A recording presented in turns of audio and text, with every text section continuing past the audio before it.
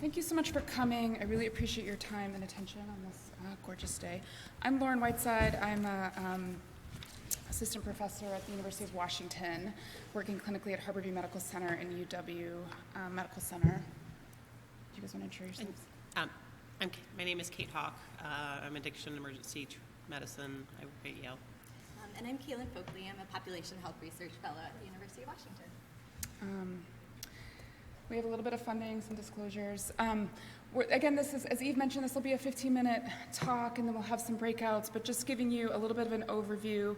We're going to talk about some known barriers and facilitators that are common to any harm reduction program that you are planning to implement, and the importance of local champions we will highlight, and that is you. So let's talk a little bit about overview and some terminology. And these are some terms that admittedly I'm borrowing from Dr. Jeff Curran, who is a wonderful implementation scientist, really innovative thinker. But if you're thinking a little bit about the harm reduction program that you are thinking about starting or have started or want to refine or tool, I'm going to sort of suggest that we think about that as the thing that you want to implement. And the strategy or the implementation strategies that we're going to talk about is the stuff that you need to do to help people do the thing. And so I don't want us to get too mired down in the details of exactly what you're trying to implement, but more think broadly about how you're going to do that and what is the stuff, the key ingredients, the strategy you need to implement that thing. And then, of course, there's the implementation outcomes and how are you going to measure that it's working, how well do you do the thing. And so, again, as the three of us are talking, we're really going to focus on some of these strategies and less focus on the nuts and bolts of exactly what you're trying to do. Although in the breakouts, we really want you to bring your questions and make it really personal and helpful to you. So these different types of implementation strategies have been shown to be effective in randomized trials, but also as far as testing. And so these are the kind of buckets of strategies. And this paper was published in Implementation Science in 2015 and was able to take 80 plus strategies and really filter them into these 8 or so themes. And I'm going to hand it over to my colleagues to talk a little bit about these 4 strategies, which I think are most relevant to our practice in emergency medicine, which is a 24/7, 365-day-a-week operation with the variable staff, variable times of days. And so we really need to focus on things that we can do in our department based on our local context. Hi guys. So as a resident and fellow at the University of Washington, I witnessed a tremendous change in our department's culture around addiction and the type of care provided to patients with substance use disorders. And I'm grateful for the opportunity to assist with this work, particularly around the use of evaluative and iterative strategies, in addition to training stakeholders. So I work with Lauren, and we received a very small grant to describe emergency and outpatient providers' perceptions of local barriers to transitions of care for ED-initiated buprenorphine patients. And I'll describe some of our findings in greater detail in a few minutes.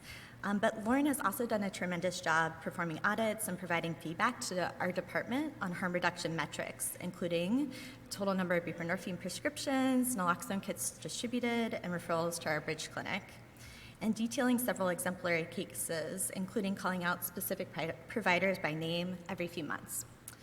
Second, Lauren and I provided ongoing training on our harm reduction pathway during medical student didactics, intern orientation, residency conference, nursing rounds, and county and statewide meetings targeting other EDs and outpatient providers. Additionally, before the X-waiver training was kind of waived for emergency physicians, we promised our interns a pizza party if they all underwent waiver training prior to joining us in Seattle. This bribery was very effective, and we threw a great party during orientation. Highly recommend doing that. And also to increase excitement about the pathway, we also incorporated an orca, our emergency department's unofficial mascot, into the logo used on all of our educational materials. And then we use these grant funds to distribute branded t-shirts, stickers, and pins to all those working in the emergency department. And this was very effective at particularly getting our nursing staff on board because they loved rocking the orca. So I'll hand it over to Keith.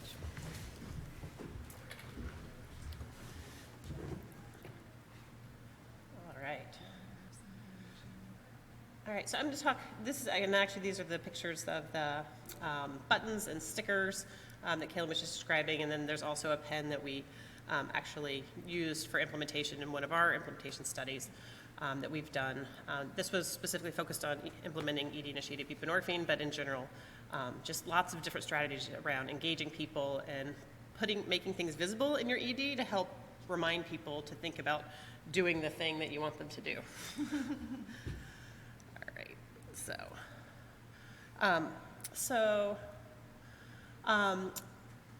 this paper, we're going to talk a little bit about sort of some barriers and facilitators that we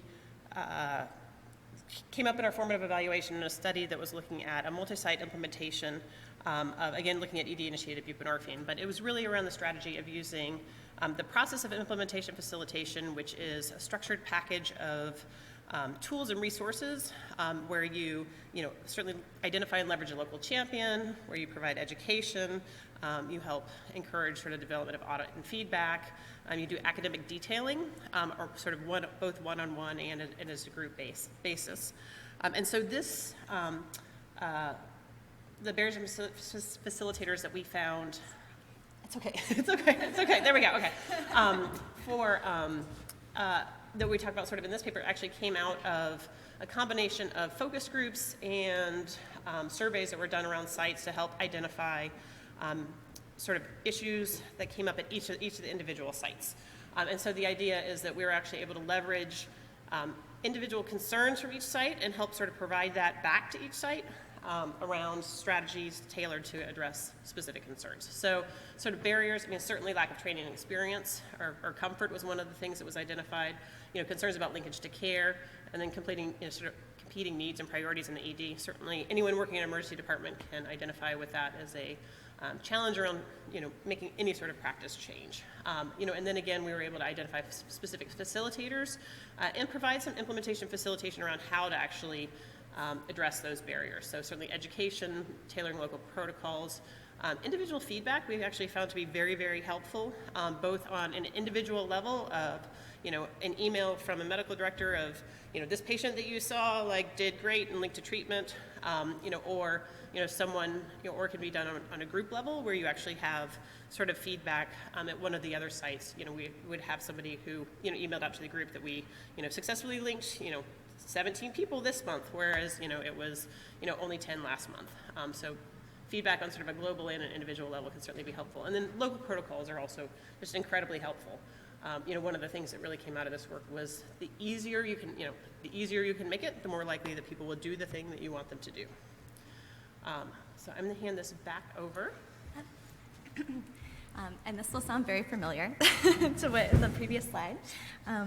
But Lauren and I had the opportunity to study emergency and outpatient providers' perceptions of the local barriers to transitions of care for ED-initiated buprenorphine patients. And we conducted 21 interviews with key stakeholders from 10 EDs and 11 outpatient clinics in King County, Washington, where we're from, and found 4 major barriers, which seem very similar to what Dr. Hawk was talking about. So first, interviewees expressed concern that the treatment of opioid use disorder in the ED was outside their scope of practice, making this intervention seem incompatible with their perceived norms and values. Second, because of their lack of prescribing capacity, particularly at the time when the ex-waiver was fully in place, EDs had not effectively integrated a streamlined transition of care for ED-initiated buprenorphine patients into their workflow. Third, interviewees recognized referral and coordination as a huge barrier and highlighted the need for a low-barrier clinic that could take any patient regardless of their insurance status or social circumstance. And fourth, participants emphasized that many patients were lost to follow-up because of transportation difficulties, inadequate insurance, unstable housing, among other social needs.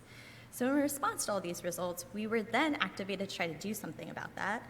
And now we're working toward establishing a county-wide standard of care for treatment and referral for ED patients with opioid use disorder, increasing buprenorphine prescribing capacity, particularly through telehealth, and I want to pick Liz's brain about that a little bit later, and creating a central repository for streamlined referrals and follow-up, in addition to also supporting low-barrier scheduling and navigation services. So we're definitely not there, but at least talking to key stakeholders created a path for us to get activated towards. So I'm going to hand it back over to Lauren. And not to sound like a broken record, but This work was done collaboratively with Dr. Hawks, some members of the audience, Dr. Cowan, and we looked at facilitators. And again, I want to highlight that we're talking about the work that has been done in ED buprenorphine, ED initiated buprenorphine, but this could really be relevant to any harm reduction program you want to start. And so, as Kate mentioned, sort of making it easy. And what I found is that it may be a frequent event in your ED, but it's an infrequent event for the person doing it. So IT and EMR integration can be really helpful. That's not something that I have at my site, but others have found it to be helpful. Having a clinical champion, and really, again, that's you. So the fact that you're here makes you are the champion at your site. And so please bring this back to your place and figure out how you, as a student, a resident, a faculty member, can really help develop a culture around harm reduction. Hospital support is key and critical, so making sure that you are that you acknowledge sort of what the support structures are, and making sure that the hospital administrators sort of understand what you're doing and are in line with that.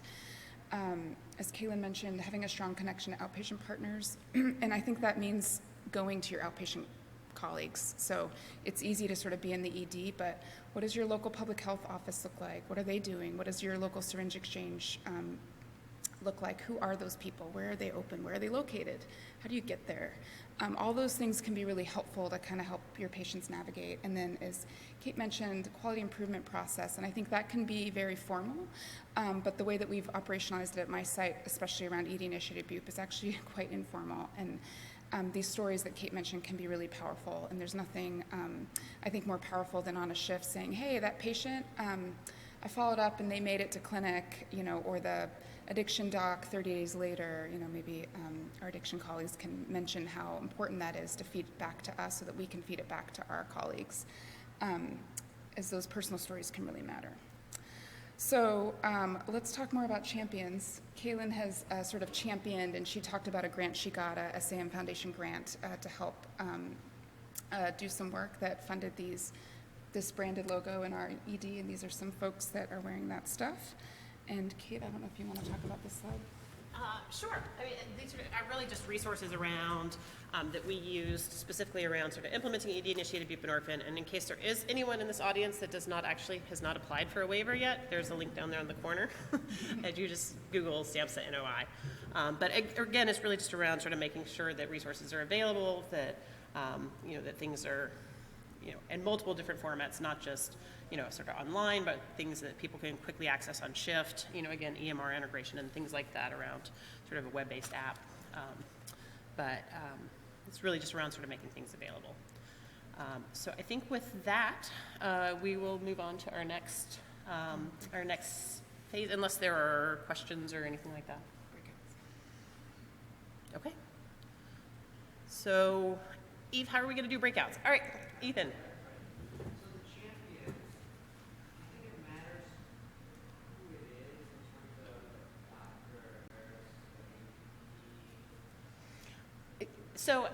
So, I mean, I can certainly give my answer. So I think, yes, it matters, but it isn't actually limited by, I think it has much more to do with sort of the respect of the person in the department and your ability to sort of, be a trusted source, and it's not about, ranking, but it's about being a sort of a trusted, valuable source of information.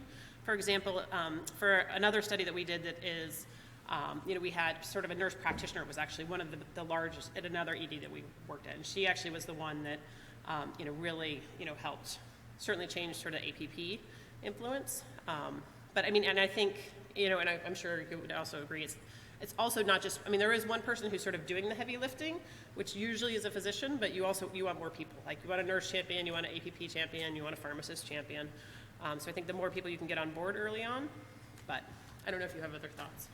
Yeah, and Ethan, I'm curious what works at your site, but I know at Harborview we had a really important APP that had a ton of presence in the ED, in that she worked a lot of shifts, she had been there for a long time, and she really embraced this, and we found that a lot of patients that come in seeking care are often seen by an APP versus a variable resident workforce, and so getting her, not that she needed buy-in, but getting her sort of as a visible champion was really important.